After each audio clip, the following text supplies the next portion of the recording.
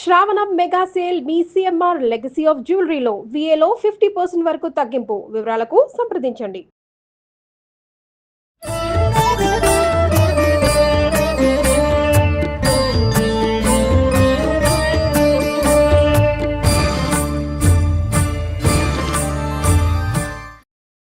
నమస్తే రమగారు. నమస్తే జయ. రమగారు, శ్రావణ మాసం వరలక్ష్మి వ్రతం విశిష్టత, ఎలా చేయాలి, ఏం చేయాలి, ఇవన్నీ కూడా మనం వీడియో రూపంలో మాట్లాడుకున్నాం. అయితే వరలక్ష్మి వ్రతం అనగానే అమ్మవారి అలంకరణ కదండి. ప్రధానంగా ఎన్నో కోకొళ్ళ వీడియోలు కనిపిస్తూ ఉన్నాయి. కొంతమంది కొబ్బరికాయకే రవికిల ముక్క కట్టుకొని దానికే ముక్కు కళ్ళు అట్లా అన్ని అలంకరణ చేసుకొని ముఖంలాగా పెట్టుకొని చేసుకుంటారు పూజ. ఇప్పుడు ప్రతిమలు వచ్చేసినాయి. అవును, ప్రతిమలను పెట్టుకొని చక్కగా కొబ్బరికాయకే పెట్టుకొని అలంకరించుకోవడం ఒక విధానం. ఇట్లా రకరకాల పద్ధతులు. ఈ కట్టడంలో కూడా ఎన్నో రకాలు వచ్చినాయి రమ్మగారు. ఎవరికి వచ్చిన విధంగా వాళ్ళు అలంకరణ చేసుకొని వాళ్ళది. అవును, చక్కగా వరలక్ష్మి వ్రతం రోజు పూజ చేసుకుంటూ ఉన్నారు. అయితే గతంలో ఒకసారి మనం చూపించాం కదండి. అవును, పెట్టనది అంటే కలసానికి ఎట్లా మడత పెట్టాలో చూపించాము. కలసానికి చూపించాము. తోరం ఎట్లా ఎన్ని ముళ్ళు వేసుకోవాలి చూపించాము. అవును, ప్రతిమ చేయటం పెద్దగా ఎప్పుడు మనం చూపించలేదు. అందుకే ఈరోజు ప్రతిమ చూపిద్దాము.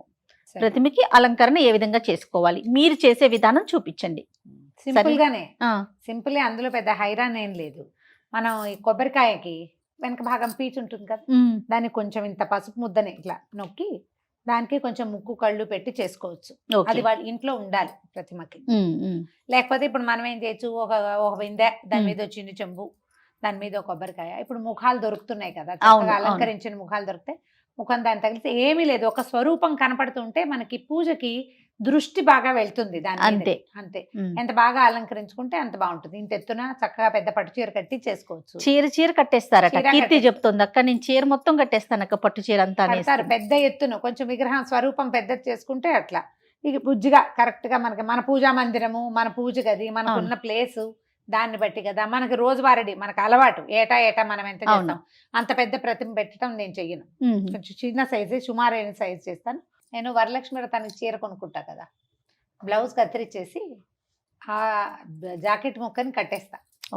ఆ చీర మీద ఒక వేరే జాకెట్ పీస్, ఇంకో జాకెట్ పీస్ కొనుక్కొస్తా దానికోసం. ఆ చీర జాకెట్ అమ్మవారికి సమర్పించేస్తాను. ఈ కట్టిన బ్లౌజ్ ఉంది కదా, అది తర్వాత కుట్టించుకుంటాను. వరలక్ష్మి వ్రతానికి కొనుక్కున్న చీర ఏ సంవత్సరము ఆ రోజు కట్టుకోను నేను. అదేలేండి, తర్వాత కట్టుకుంటా. అప్పుడు బ్లౌజ్ మాత్రం కట్టేస్తారు అమ్మవారికి. 3 వంతులు పట్టు చీరలే కొనుక్కుంటాను. ఏదైనా కొంచెం పట్టు కాకపోతే బార్డర్ ఉన్న చీరలే. అదేలేండి, ఆ 2 బార్డర్లు ఉంటే 2 బార్డర్ల రకంగా, ఒకటే బార్డర్ 2 సైడ్స్ ఉంటే ఆ రకంగా 2-3 రకాలుగా అక్కడ మార్చి కడతాను. తర్వాత దాన్ని వాడేసుకుంటా. ఇక ఇంతే, ఎప్పుడు ఎవ్రీ ఇయర్ ఇదే పద్ధతి. చేస్తా మాట్లాడుకుందాం రమ్మగారు. కడతారా? ఏం కావాలి మనకు? ఒక బ్లౌజ్ పీస్ కావాలి. ఏదైనా 2 సైడ్స్ బార్డర్ ఉంటే బాగుంటుంది. 2 వైపుల బార్డర్ ఉంటే మనం ఒకే వస్త్రంతో కట్టేసుకోవచ్చు. అవును, ఓవైపు పెద్ద బార్డర్, ఓవైపు చిన్న బార్డర్ ఉంటే ఇంకా హాయిగా ఉంటుంది. చూడటానికి కూడా బాగుంటుంది. ఇప్పుడు మొదట మనకి ఈ బార్డర్ ఉంది కదా, దీన్ని కరెక్ట్ గా బార్డర్ వరకు మడిచి ఒక క్లిప్ గానీ ఏదైనా పెట్టుకోవాలి. ఇది ఒక వైపుకి అన్నమాట. ఇది అమ్మవారి బ్లౌజ్ కోసం అనుకుందాం. కరెక్ట్ గా మడిచి పెట్టుకుని ఏమైనా 2 క్లిప్పులు, 2-3 పిన్నిస్లు అలా ఏమైనా పెట్టుకోవాలి. ఇది కొంచెం సిల్క్ గా ఉంది క్లాత్, అందుకని దీన్ని మడత పెడుతున్నాను.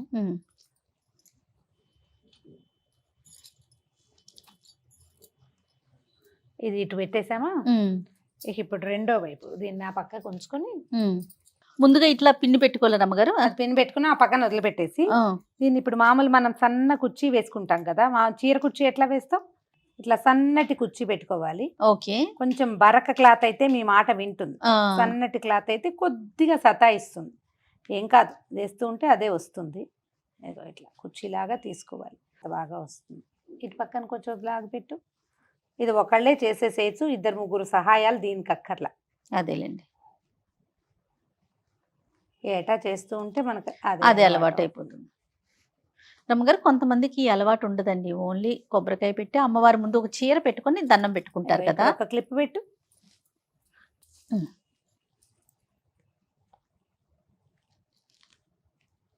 ఒకటే మనం ఇప్పుడు ఏంటంటే ఏటా ఒక విధానం అవలంబిస్తే వచ్చే ముఖ్యమైన విషయం ఏంటంటే జయ, మన పిల్లలకి ఇది అలవాటు అవుతుంది. మన మ్మ్. సంస్కృతి మనం మన పద్ధతి నేర్పించాలి కదా. అవునులే. వస్త్రం కట్టడం ఇంపార్టెంట్. నువ్వు అది ఎలా కడతావు? ఇలా ఈ రకంగా కడతావా, దీని బురిగే ఇంకో సింపుల్ గా కడతావా, లేదా లంగా కుట్టేసుకుని మెషిన్ మీద చక్కగా ఇట్లా లంగా ఓ తగిలించుకుంటామా? సంవత్సరం అది కూడా చేసా, ఒకసారి కాదు 2 సార్లు చేశాను అట్లా నేను. ముందు రోజు సాయంత్రమే సూయింగ్ మెషిన్ మీద చక్కగా లంగాలాగా కొలతలు తీసేసి వెనక్కి తాడుపెట్టి ముడేసేయటం, పైనుంచి చక్కగా ఓణి ఓణిగా ఒక రవిక ఒక ఓణి, రవిక గుడికే బట్టను ఇట్లా వెనకాల క్లిప్ చేసి ఓణి వేసాం. అది కూడా చేశాను ఒక సంవత్సరం. ఓకే. మన ఓపిక సరదా. ఆహా, నేను అంటున్నాను అసలు చీర కట్టే అలవాటే లేదు అనుకోండి, ఆ. కానీ ఈ సంవత్సరం పెట్టుకోవాలనిపిస్తే పెట్టుకోవచ్చు అంటారా? పెట్టుకోవచ్చు. ఏదైనా ఒక ఎత్తైన బిందె పాత్ర ఏది కావాలంటే అది పెట్టుకోండి కొంచెం ఎత్తుగా. ఉమ్. దీంట్లో ఇంకొక చిన్నది ఇదిగో చూడు ఇట్లా. ఓకే. వీటిలలో నీళ్లు కానీ బియ్యం కానీ ఏదైనా పెసలు నిండుగా మినపప్పు ఉంటే ఉంటే కదలకుండా ఉంటుంది అంతే అవును మనకి. అవును. ఓకే, ఇంతే పద్ధతి. ఉమ్. ఇంకా చిన్న బిందె కూడా పెట్టుకోవచ్చు, లేదా ఏదైనా డబ్బా అయినా పెట్టుకోవచ్చు కూర్చోటానికి అనమాట. అవునులే. ఇది ఇక్కడ కూర్చోవాలి మనం, ఓకే. అంతే. ఓకే, ఉమ్. దీన్ని ఏం చేయాలి, ఇది ఇక్కడ కుర్చీలు తీసేస్తా చూడు. ఇప్పుడు ఇవి కరెక్ట్గా కుర్చీలు పక్క పక్కకి సెట్ అవుతాయో లేదో చూసి పరిచేసేయాలి.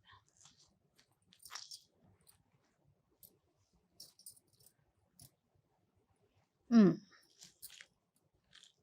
వీటిని అంచులకి సవరించేసేయటం. పైన పెట్టే చెంబుకి వెనకాల ఒక గట్టిగా ఒక పుల్ల కానీ ఒక కర్ర కానీ పెట్టుకోవటం. కట్టడం. కట్టిన తర్వాత దీన్ని ఏం చేయాలి, దీంట్లో ఒక కొబ్బరికాయని ప్లేస్ చేసుకోవటం. ఉమ్. ఎత్తుగానే వచ్చింది చూడు. అవును రమ్మగారు.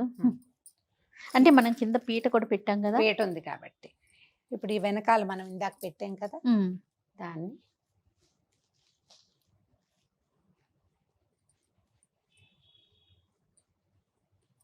ఇవల్ల అంచులు కనపడకుండా నీట్గా సరిగ్గా చక్కగా సెట్ చేసుకోవటమే.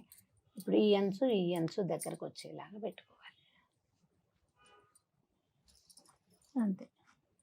ఓకే, ఒకటి ఇక్కడ ఏమైనా పిండి పెడతారా? పెడదాం. మనం ఇది వేసేసుకున్నాక ఈ మడత పెట్టాం కదా, ఆ. ఈ మడతను కొంచెం సరిగ్గా సరి చేసుకుని వేసేసుకోవాలి.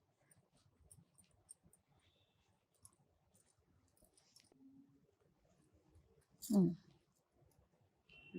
నడుం దగ్గరికి ఒక ఆభరణం, ఇక్కడికి ఇది నడుం కదా, అవునండి. ఇక్కడికి ఒక ఆభరణం, ఈ మెడ దగ్గరకు ఒక ఆభరణం పెట్టామంటే స్వరూపం తయారైపోతుంది అన్నమాట.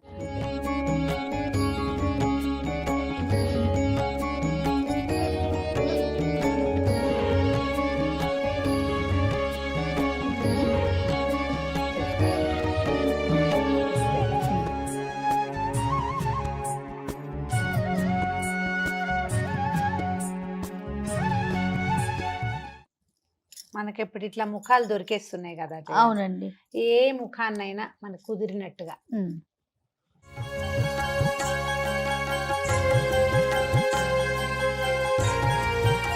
అంతే. ఇక్కడ నేనేం చేస్తున్నానంటే జయ, ఆ. ఈ రబ్బర్ బ్యాండ్ దారాలు వస్తాయి కదా, ఆ.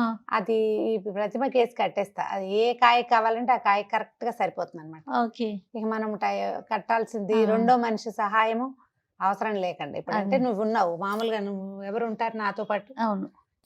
పువ్వులు వేజేయ. ఏం పూలు ఉంటాం గారు? మల్లెపూలు ఉన్నాయి కదా,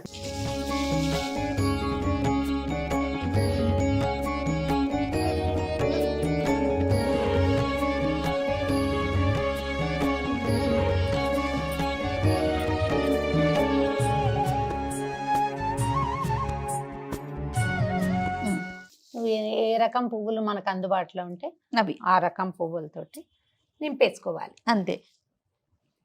తర్వాత మనం ఏదో ఆభరణాలు ఇవి చూడు, కంఠాభరణాలు వేసాం చెవులకి, అవి ఉన్నాయి కదా.